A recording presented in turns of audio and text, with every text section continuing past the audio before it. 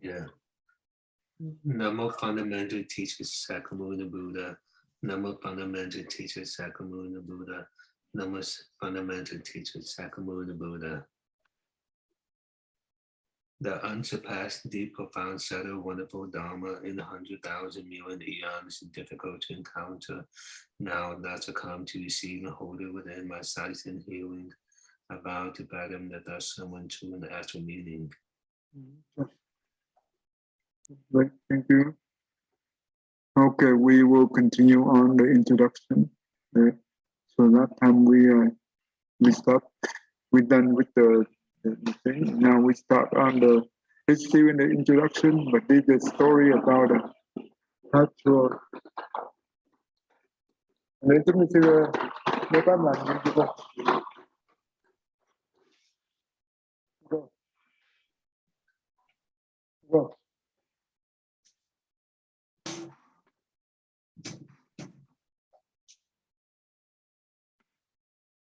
Okay. Okay. William, go ahead, William. Although the explanation lineage of the Bodhicharya Vatara reaching back to Ngok Lodin, Sharab, and beyond was never severed in Tibet, by the 19th century, the knowledge and study of Shantideva's text had almost fallen into abeyance, being confined to the scholarly environment of a small number of monastic colleges. It seems that even copies of the text had become a rare commodity. This was a situation that Patrul Rinpoche was to change almost single-handedly. He devoted his life to the practice and propagation of the Bodhicharya Vatara, traveling all over the east of Tibet. He is said to have expounded it more than 100 times, sometimes in detailed courses lasting many months. It was he, more than anyone else, who restored Shantideva's teaching to the important position that it now occupies in the sutra teachings of all schools of Tibetan Buddhism. The strength of Patrul Rinpoche's influence and the reverence in which he was held derive not only from his great erudition and skills as a teacher, but also from the power of his personality and purity of his own example. Indeed, profound knowledge of the Bodhicharya Vatara and a lifelong dedication to the implementation of its teachings could not fail to produce an unusual personality. He seems in many ways to have been like another great monk in yogi, Shabkar Sogdrak Rangdrol, an elder contemporary whom he much admired but never met. Like Shabkar, Patrul Rinpoche combined the practice of the great perfection with a tireless implementation of the Mahayana teachings on wisdom and compassion, so powerfully advocated in Shantideva's verses and the mind training instructions of Atisha and the Kadampas. Temperamentally, too, they were very similar. Untainted by worldly concerns of any kind, they were both free spirits unhindered by religious and social conventions, and both were renowned for their compassion toward human beings and animals alike. Very good, thank you. Stop right there. Let's summarize quickly. Okay, so Patrul Rinpoche is credited for having reestablished the teaching of the Bodhicharya Vatara as a prominent text within Tibetan schools, because it had, prior to him, it had really waned. The teaching of it had waned. There weren't very many copies of the books around, and the only people studying it were, in a few different monastic colleges. And Patrul Rinpoche lectured many times on the Bodhicharya Vatara. It's said that it's more than 100 times. Sometimes it lasted months, that he would go into a lot of detail. He was a very knowledgeable and studied, and he was a skillful teacher, but he also walked the talk. He cultivated purity and had a powerful personality that grew out of his dedication and practice of the teachings within the Bodhicharya Vatara, but within the rest of Buddhism as well. And they say he's similar to another master, Shabkar, Sodruk Rangdral, that he wasn't dogmatic, that he was very compassionate to humans and animals alike. You see that what does it mean? It's this book is so important. He want to propagate it, propaganda throughout the entire Tibet, right? And why this book is so important. Later on, you will find what is the value that that he want to deliver. And you know what? Now you look at the United States, right? This book is very strange to this country, or maybe to some of the Western country. So I think it's one we be able to try our best to introduce this and profoundly into it. Hopefully, this will help them to have the different view of the Mahayana tradition. This is one of the best book for the Mahayana tradition, I guess. Okay, that's good. Don't you think that, William? Yes, I do think it's very important to kind of give the spirit of practice. I think there are a few things in it that people could get a little bit stuck on because of like a different culture at the time, but they can also be explained in an understandable way. But actually, later on, you will find the very interesting study about the Bodhisattva, and those things is universal. It's not specific to the tradition, but we can make it become universal, and this will become beautiful, right? The specific set of teaching about the Bodhisattva, it's very beautiful in this book. I think it's wonderful to promote this kind of teaching. The more we do, the better we help others to understand the love and kindness and compassion. Okay. All right, Tammy, go ahead, please. Thank you. Tammy? Pat Rule Rinpoche was recognized in an early age as the third incarnation of a Lama named Palji Samten Pho Sok in his youth. Was spent at Page Monastery, whence his name Page True Luke, or Patro for short. In the Tibet of his day, monasteries were often large and wealthy establishments, and the labrang, or residence of their abbots and lamas, were appropriately spacious and well appointed, the perfect setting one might imagine for a relatively comfortable life of scholarship and contemplation. Such a prospect was of no interest to Pat Roll Rinpoche, and at the youthful age of 20, he took advantage of the fortuitous circumstances occasioned by the death of the monarch's administrator. He closed down the lab, rang, and left. And for the next 50 years or so, he lived the life of a wandering hermit and yogi of no fixed abode. His belongings consisting of little more than the clothes he was wearing and a few books. He had no home, no property, no worldly responsibilities. It is said that whenever he wished to set off on a journey, all he needed to do was to stand up and he was ready to go. He sought teachings at the feet of many masters and became a scholar of profound learning, a word perfect knowledge of many texts stored in his exponentially powerful memory allowed him to give lengthy and detailed teaching at any time and place as the need arose. He traveled alone and without routine. His appearance was unkempt, and people often mistook him for a beggar and treated him accordingly. Many amusing stories were remembered about him, passed down lovingly by his disciples and their disciples to the present day. Often he would disappear for long periods, practicing in solitude in caves or under rocky overhangs, or just at the foot of a tree. His commitment to the path of renunciation, compassion, and bodhicitta were legendary, much so that many people came to regard him as the incarnation of Santideva himself. For it was difficult to imagine a more perfect embodiment of the teachings of the Bodhichittar. The reports that have come down to us. Okay, that's good. That's good. That's good. Okay, so we go ahead and summarize this.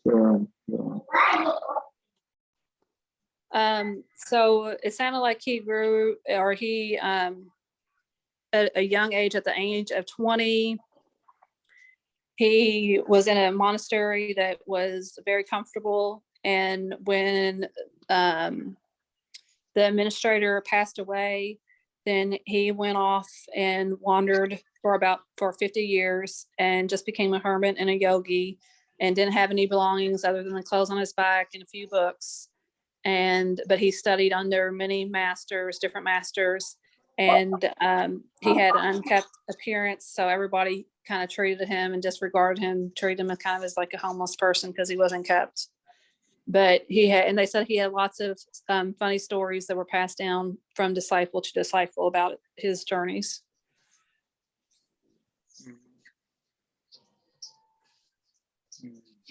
Oh, and they thought he was the incarnation of Saint Judea himself.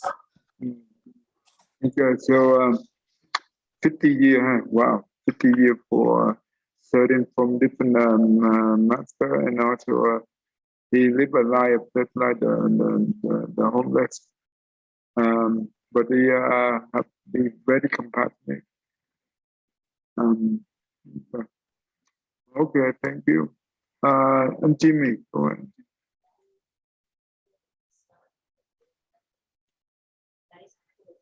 Jim. Yeah, một Phật bà thầy. The report that have come down to us as per true Rinpoche life and largely anecdotal, they reflect the experience of those who know him and describe the size of his character that impressed them most. The degree to which these subjective accounts succeed in defining a true Rinpoche as he really was is difficult to access, but the picture they convey is one of the person who has completely abandoned the 8 worldly concerns. According to Buddhist teaching, these 8 preoccupation and urge are the way in which ego clinging manifests in daily life. They consist of the desire for happiness, success, importance, and good reputation, and they wish to avoid their opposites: discomfort, defeat, obscurity, and disgrace. The fact that Patrul Rinpoche had abandoned or leveled these tendencies mean that whatever happened to him in the way of pleasure or pain, praise or blame, gain or loss, fame or neglect was the equal consequences. He simply didn't care. He was without hope or fear in life, generally, and especially in his relation with people. He never manipulated others to his own advantage, and he was never afraid of tell them the truth. He had not the slightest use for recognition and reputation, and was always direct and sincere, unmoved by considerations of spiritual or social rank. Behind the mask of a famous Lama, nobleman, distinguished scholar, beggar, or brigand, he saw only the living being, caught in the sufferings and delusions of samsara. He had an unnerving solitude to see into the most secret recesses of the whom he encountered, and he treat everyone according to their need with equal frankness and familiarity. To those in difficulty, he was kindness and gentleness personified, uh, personified, but with those who had the ability to profit from his guidance on the path, he was a phenomenal teacher, ferociously tearing away the facades and pretenses by which the ego defends and promotes itself. He has a reputation for being extremely fierce, and it must have been devastating to be on the receiving end one of his admonitions. Yet, as his disciples report, his purpose were unfairly compassionate and sincere. And for those who sought his guidance with commiserate sincerity, he evoked in response of intense and lasting devotions.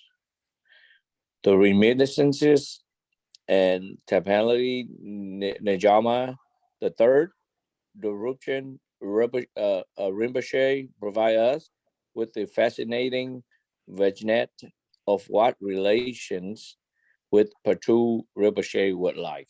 Well, good. Thank you. Okay, you can summarize this. Thank you. Yes, Mo Phật có thầy. How I read and I understand this is the Patu Rinpoche. He was the teacher, and as people, he doesn't. A majority of the human beings, they like to be desire happiness and success, importance, and all the good reputation. But on the other hand, he teaching that for other people that he doesn't mind for those at all, and he doesn't fear in life, and he tried to guide majority of human beings to the way that got to be without the ego. But with the one that who have ability that he used a very strong character to deal with the people. What is the purpose for that to do? He tried to get rid of their ego. Right. He tried to make sure that all the people does not have an ego and just be equally to every human beings and kind of be compassionate and mindfulness. That's how I understand. Does that make sense? Thank you. Yeah. Okay. What about you? Okay. Thank you. And William, do you understand about the 8 wind?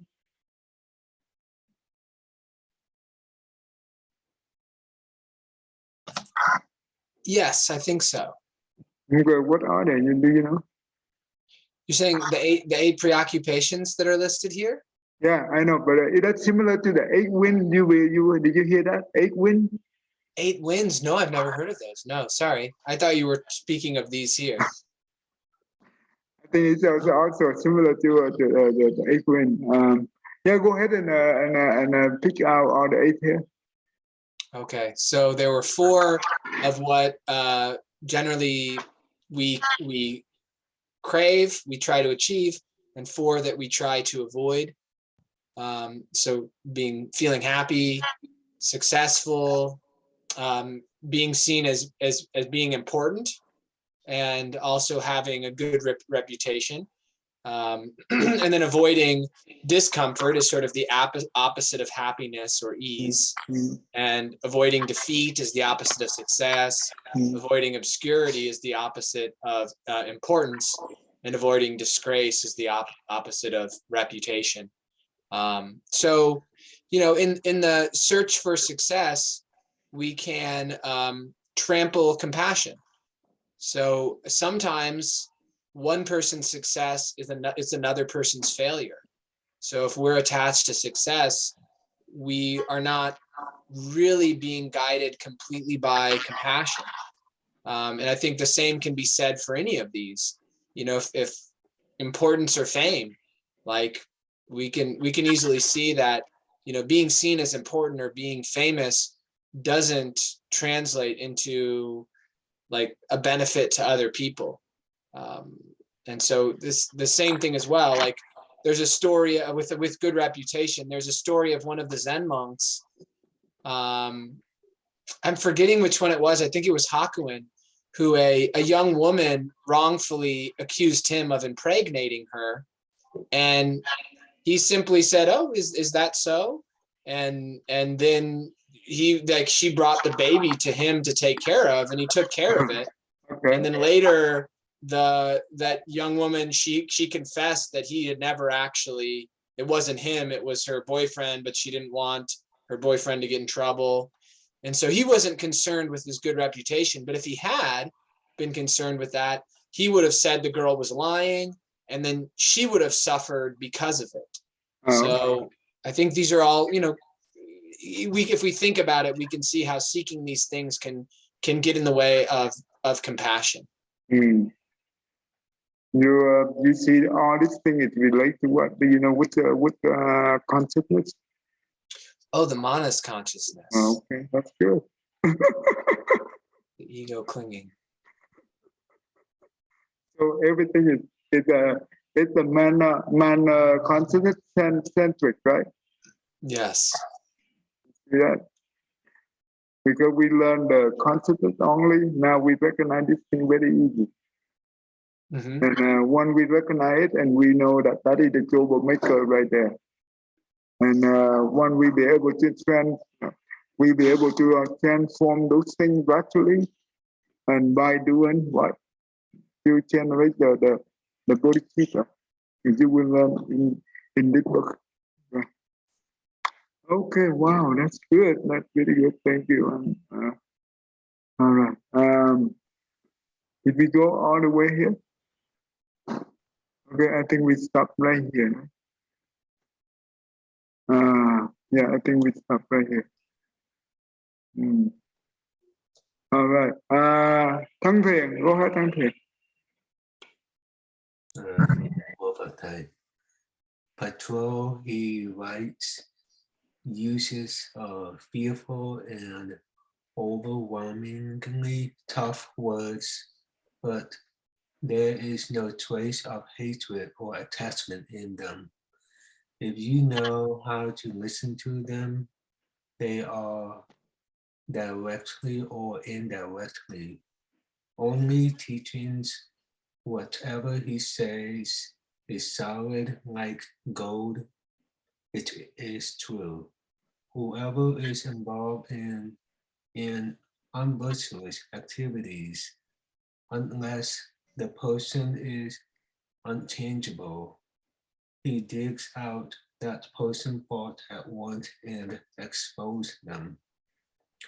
No amount of familiarity with the master, the weapon when Pote continues, could ever reveal the slightest inconsistency in his behavior. There was no guilt or deceit. What you saw was the man himself. He seems hard to serve, yet however close you are to him, it is impossible to find a single instance of this dishonesty. He never deviates from the Bodhisattva activities. And then telling remark, it is hard to separate from him. The Bodhisattva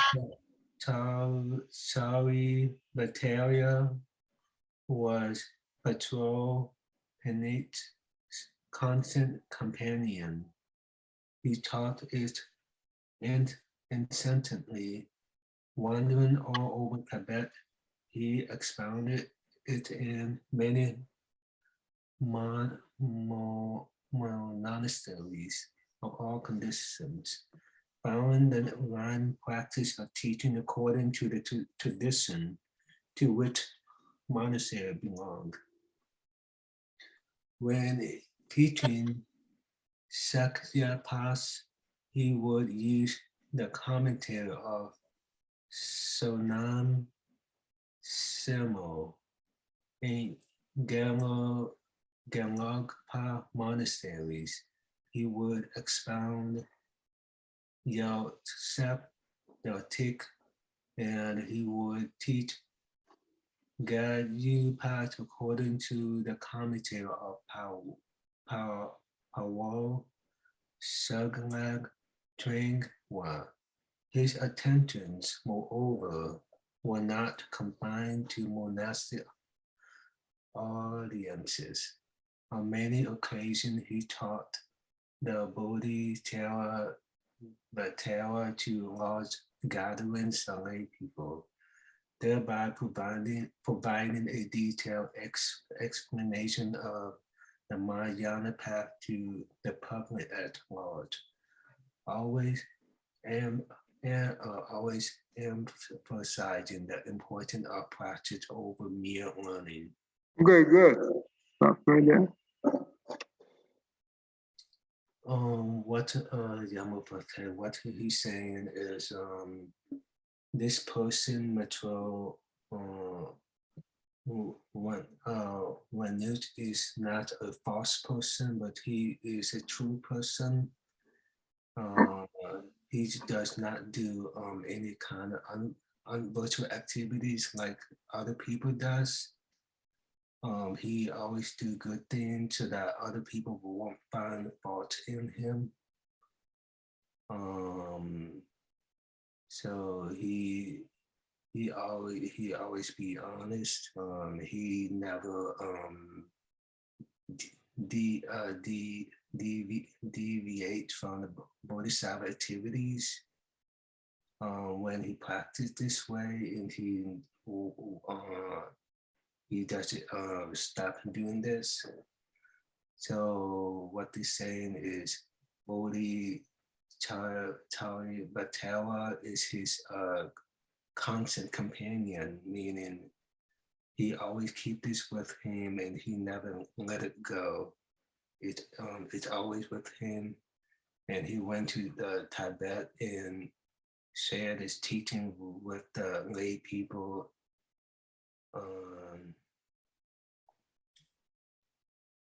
He would use he shared the teaching to other people. Yes. Good, thank you.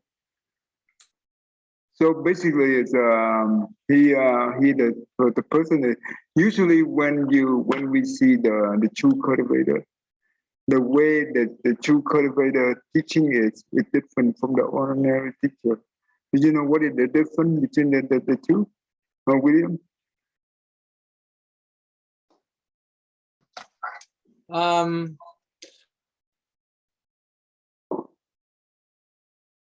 I think perhaps, I don't know for certain, but if I was, to just take my best guess, it would be that in a lot of the teaching would be in watching their behavior and in seeing how they, they are in their daily life, beyond their like official teaching of lecturing on a particular, Dharma. Yeah,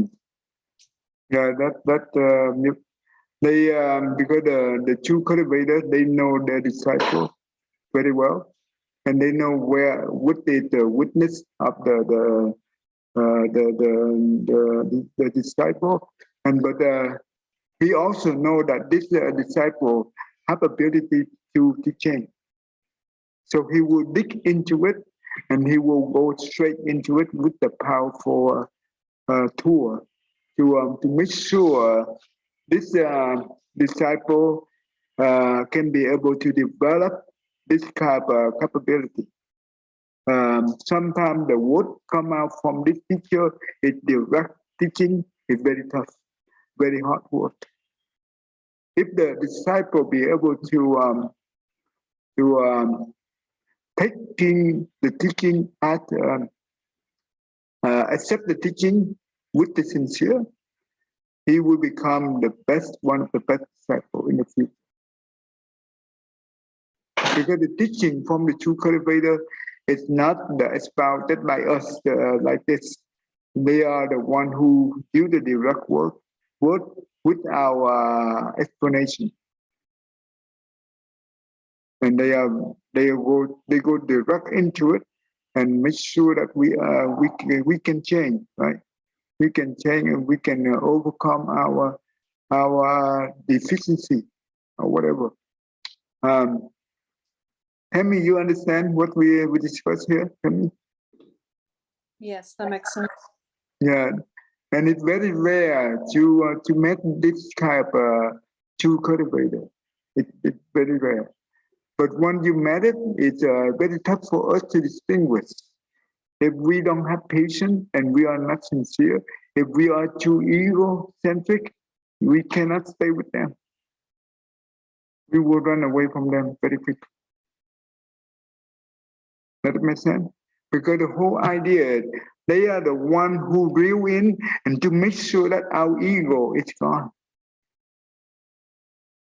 If we cannot be able to accept it, we run away from them. But if we be able to accept it with sincere and with full respect, we will become one of the good disciples from this best teacher. That's important. And secondly, in here, the book Bodhisattva is one of his companions. He always travel. That book always travel with him, and he teach throughout the Tibetan tradition, all different traditions, because he want to emphasize the importance of this teaching to everyone. That means he always focused on this kind of teaching throughout his life. It's not easy, right? To give one kind of teaching for many years. Not easy. But he's wonderful. That's why after him, right, the Tibetan, entire Tibetan be able to understand this teaching, not only the scholar, the monk, the nun, but also the lay people. They be able to understand this kind of teaching. And that's what we should do in the future. I don't know. We have that energy. We have that. But that means it's the vow from his this venerable master. He make the vow. If we don't have the vow, we cannot do it. It's wonderful. Anyway, let me see. So we stop right here. Let's see. Go ahead, William. You can.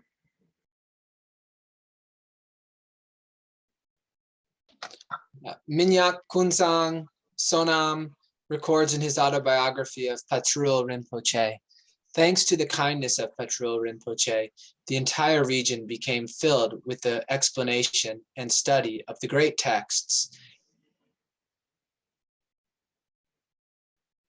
and very many people, down to 10-year-olds of the Bodhicharyavatara. As a result, the whole land was gloriously transfigured through the enormous numbers of people who, from being complete beginners, aspired and turned their mind to the systematic implementation of the practice of the complete Mahayana path, and the members of the black-clothed laity both men and women, by attending for just a few moments the explanation of the Bodhicharyavatara, came to understand that the good heart and bodhicitta are the living roots of the Mahayana teachings. Wow, you see that? What do you think? Yeah, certainly. I mean, the Buddha's motivation in leaving home and searching for an answer was out of compassion, born from witnessing the suffering of, himself and everyone else.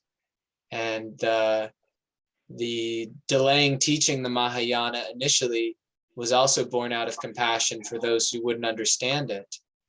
And then teaching it was also born out of compassion when the time was right. Mhm. So it seems that, yeah, certainly the core of all of the Dharma is flows from compassion. You see that?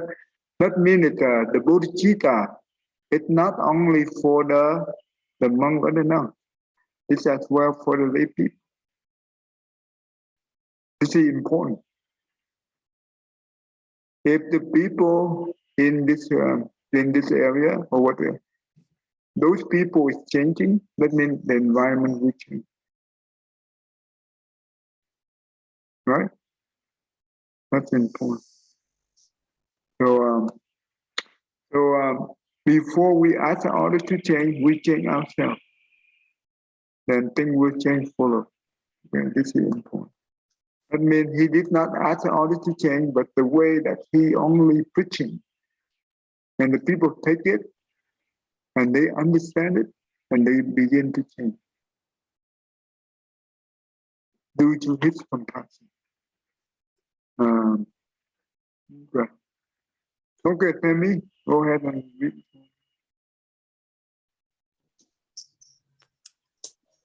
The author, or rather the compiler of the commentary translated in this volume, Ki En Po Kunzang Pelding, was born in Dizhaka,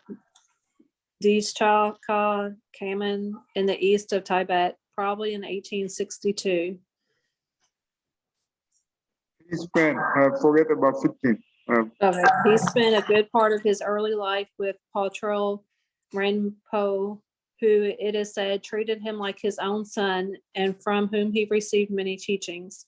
He completed his formal studies, however, under the guidance of Patrol Rinpoche's nephew, Anpo Tenzin Norbu, in Shursima College at Dzongchen Monastery, where he received full monastic ordination. He was also a close disciple of the great Mipham Ronpoche, whom he attended in his final years. At 16, or he was himself a great upholder of the Vinaya discipline and a distinguished scholar, and was invited to be the first professor at the Scriptural College at Kathook, clearly in commenting on the Bodhicharyavatara. Ken Kunpel could have produced a work filled with his own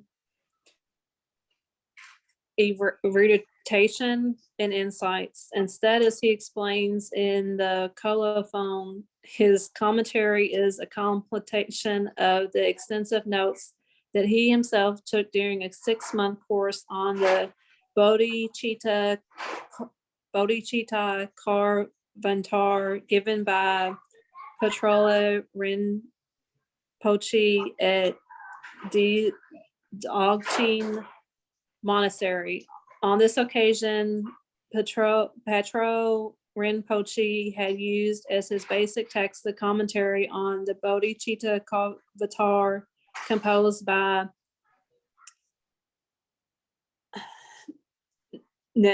Neglucho Togima Zangpo, whose Kadampa tradition was especially dear to him. Chienpo Kunpel supplemented his notes with further explanations received from Patrol Rinpoche's other students, notably Unpo, Tenzin, Norbu, and Mai Fin Rinpoche. Indeed, the presentation of the 9th chapter on wisdom follows closely, very often verbatim, Mai Fin's commentary. The famous Norbu Kat Kaval, which was itself closely modeled on Patros Rinpoche's own teaching. Yeah, good.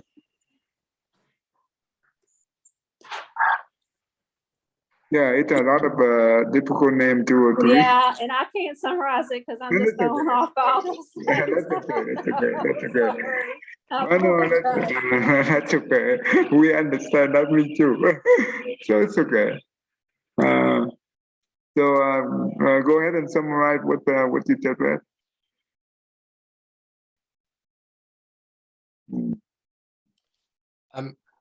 I'm sorry, the internet cut out, but it sounded like you might have started saying William. Oh, no. I said Tammy. Oh, okay.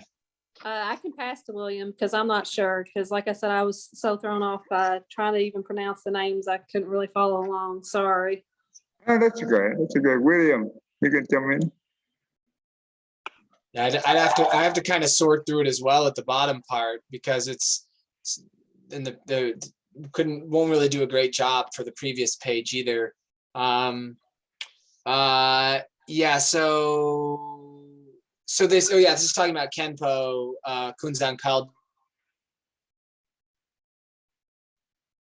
who grew up around Patrul Rinpoche, and he was actually Patrul Rinpoche's nephew, Anpo Tenzin Norbu, who was responsible for most of his guidance and training when he was at the Dzogchen Monastery. But he was also a disciple of this other master, Mipham Rinpoche, where he did his final studies under. But Patrul Rinpoche was like a father to him. And then in his commentaries on the Bodhicharyavatara, instead of really making his own conclusions just fresh from his direct contemplation, he ended up making it off of these notes that he took during a 6-month course that was given by Patrul Rinpoche on the Bodhicharyavatara. And Patrul Rinpoche, when he gave this lecture on it, he used the text and commentary that was done by Gultu Tongme Zangpa, who was part of the Kadampa tradition, one of the particular schools of Tibetan Buddhism. And that was apparently dear to Patrul Rinpoche's heart, that particular tradition, and I guess that particular commentary on the Bodhicharyavatara.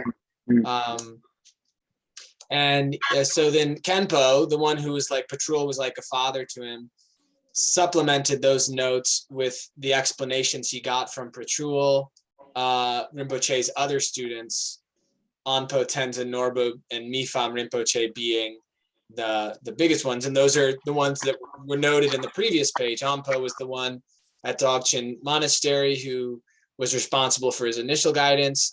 And then Mipham Rinpoche was kind of finished off his training.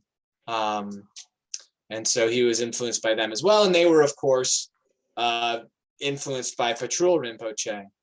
And he's saying that in Khenpo's work on the Bodhicharyavatara, his commentary, it's almost exactly the same. The 9th chapter on wisdom is almost exactly the same as Mipham's commentary. Often verbatim, Mipham's commentary, the famous Norbu Kataka. I'm not sure there. Often verbatim. Okay, I think you can read this one right here. Okay. So you can get a full understanding. So in short, it is thanks to Kenpo Kunpel's devoted and self-effacing labors that a very full and faithful repository of Patrul Rinpoche's exposition of the Bodhicharyavatara has been preserved into our time. It could perhaps be said that the nectar of Manjushri's speech is the commentary that Patrul Rinpoche so often gave by word of mouth, but never actually wrote. No doubt, this is the reason why Khenpo Kunpel's text has attained such popularity among Tibetans, and especially in Nyingma colleges. Avoiding long scholarly explanations that are unnecessary for the learned and confusing for the neophyte, he has instead tried to capture the direct, uncomplicated tone of Patrul Rinpoche's style, presenting Santideva's teachings in a manner that may be most easily assimilated and implemented. Okay, Although go the ahead. nectar of Yeah. Okay, go ahead. Do this one too. Okay. Although the nectar of Manjushri's speech is thus without extensive quotations of other works and supplementary disquisitions on subtle points, it is nevertheless a large work. Moreover, it presupposes a quite extensive basic knowledge of Buddhist teaching. This might prove problematic for readers who are new to the subject. However, instead of increasing the size of an already weighty tome through the addition of lengthy explanations and glossaries and endnotes, we have, where necessary, supplied page references to other works where the interested reader will be able to find the necessary details without difficulty. In particular, we would like to draw the reader's attention to the large body of information on all aspects of the Bodhicharyavatara, generously provided by Andreas' translation of the extremely rich presentation of Khenpo Kunpel's commentary given by Khenpo Choga of Sri Sima College, an exposition which is indeed a treasure trove of learning. This translation has had a long gestation and is the result of the kindness of our teachers, to whom we wish to record our sincere gratitude. To begin with, most of Khenpo Kunpel's commentary was taught in detail in 1981 in the course of the first 3-year retreat in Dorgdagne by Lama Sonam Tobgyal, a disciple of Nyosho Ken Rinpoche, and the extensive notes made by the retreatants at the proved extremely helpful when the translation was finally made. Then in the spring of 1990, Alag Zenkar Rinpoche paid his first visit to the West, and he was in the course of his English lessons that we took advantage of his generosity, and it was in the course of his English lessons that we took advantage of his generosity in requesting the complete reading transmission of Khenpo Kunpel's commentary, a few pages at the end of every class. At that time, the translation of such a long text was no more than a sincere, but not very hopeful aspiration. The idea took on more concrete form following the visit of His Holiness the Dalai Lama to Dordogne in 1991. On this occasion, on a hilltop overlooking the beautiful valley of the Vizere, His Holiness expounded the Bodhicharyavatara, explaining the first 8 and then the 10th chapters, promising that he would return to France and give an to the inspiration of that event. The decision was taken to make a new translation of Santideva's Bodhicharyavatara. This project, which finally saw the light in 1997 in the form of the Way of the Bodhisattva, was initially postponed owing to the more pressing task time eventually of producing, at His Holiness's request, a translations of the explanations of the 9th chapter, taken from the commentaries by Khenpo Kunpel and Minyak Kunzang Sonam, in time for this next visit, which was to be at the monastery of Nalanda in the south of France in 1993, when he fulfilled his promise of 2 years before. Work on the Bodhicharyavatara and on the commentary on its 9th chapter made clear to us the desirability of a large-scale commentary to be made available in Western languages. From then on, the translation of at least Khenpo Kunpel's commentary in its entirety remained a Padmakara project, even though on several occasions it was shouldered aside by other more pressing projects. Now finally the task is complete at the insistence, we may say, of Taklung Setrul Perna Wangyal Rinpoche. To him and to the Alak Zenkar Rinpoche, we owe a great debt of gratitude. We would like also to express our sincere thanks to Kenshin Perna Sherab, Jetsun Yangchen Chodzam, and Khenpo Shedrab for their precious assistance. This text was translated by Helena Blankenletter and Wolfgang Fletcher of the Padmakara Translation Group. Good, that's good. This is good. We're done with the introduction. So, okay, go ahead and quick summarize. Okay. All right. So all right, the idea, yeah, I think we started on that previous page before that, the idea of it, clearly commenting. Oh yeah, so we did that. We're gonna follow closely if the verbatim. Okay, I think it was, yeah, the next page. And in a short time, coming to, yeah. Is reserved at a time. So the Nectar of Manjushri speech, that it sounds like a book that Khenpo Kunpel wrote. Yeah, that's right. It's That's the right. commentary. That is the book. That is the book. Natha of Yes. Manjuri speech. That is the book. So that's the commentary that Patrul Rinpoche often gave by word of mouth, but had never actually written down. So the thing, maybe that's why Khenpo Kunpel's text was so popular among Tibetans, especially in the Nyingma colleges.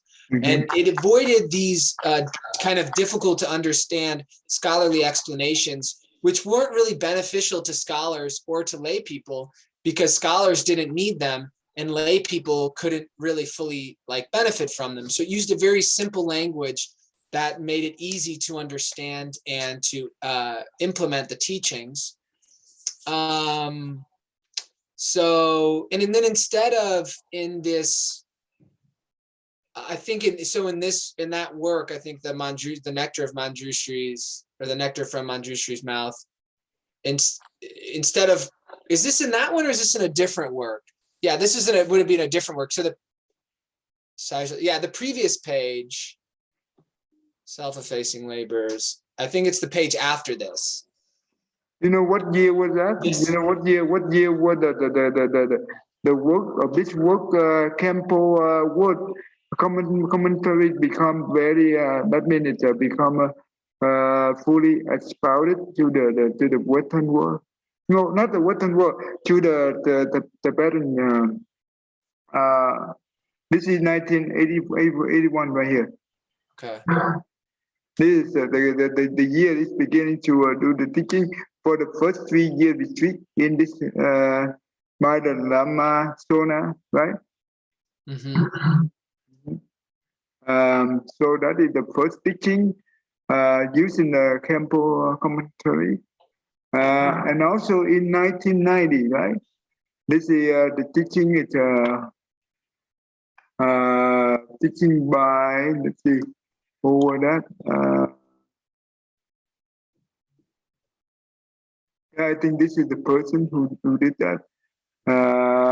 Visit to the west, right? That means I think it's to the west. And that is the first English lesson, I guess, relate to this work, right? Khenpo Kunpel commentary. That is the first teaching. And later on, 1991, that means the holiness and he do the teaching in let's see, the first 8 and explain the first 8 chapter and the 10th chapter in where he teach that thing on the hill top. I don't know which country is it. I'm not too sure. Maybe this is the West, right? This is from the West country. This is not in the Tibet. And he promised that he would do the teaching on the chapter 9 wisdom when he returned to France. So basically, I think it looks like it's somewhere in the Western world, right? So that means in 1991 and 2 years later, right, when when the holiness he began to do the teaching for the wisdom, and that is 2 years later. That means 1993 that he complete the work of the chapter wisdom, right? And this is the beginning of the Western journey for the Bodhisattva, right? This year. Oh wow, that's really good. That's really good. And that means the Western become to know about this thing. It's important. Yeah. And I think they also say that this book is very famous in the Western world too. A lot of commentary on this thing. I use different commentary for this subject, and but the introduction I'm using from the book called Nectar of Mentoring Speech. Yeah, I use that one. Okay, so wow, wonderful. So what do we learn from so far overall from the introduction and also from the overall the introduction? What is the main thing we learned from it? William, what do you think? That the Bodhicharyavatara has been very integral in Tibetan Buddhism. Mm-hmm. Yeah. And in prior to that, in Buddhism in India as well, it was very important, and it's just widely revered. And even though it's gone through periods where it was not taught as much, it's returned with an interest because of the work of devoted people, and that it's a as evidenced by multiple highly respected masters enshrining it in this central place in their focus on their teachings, that it's a very valuable teaching to bring into our practice. Yeah, and this thing is also travel to the West, right? This is important. It's travel to the West. And you know what? In China, this book, they also have it. It was translated about maybe 1,500 years ago. Yeah, maybe. It's a long time ago, but it's in the bookshelf for 1,000 years. No one know about it. Because maybe at the beginning, the translator who did the translation, they did not understand the language well enough. Maybe a lot of confusion. And that's why it not become popular. But lately, in the 19th century or 20, it began, we look into it. But on the Tibetan, it's different. They become very popular very quick due to the devotion of the great master, right? So that's good. Okay, next week we will jump into the actual learning, and this will be the starting point of learning this book. Okay, and you will see a lot of interesting in the book, and we will see the Bodhicitta model. Okay, and that's very important. And later on, I will share you during the time we learn about the Bodhicitta. I will integrate the depression into it. For why do we need to learn this? Okay, this is important. Okay, I would integrate those things into it, and would become the meaningful learning.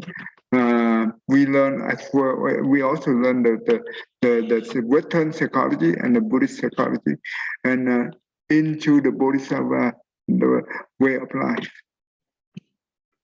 Okay. Okay, all right. Because that's what I'm teaching in Vietnamese audience right now.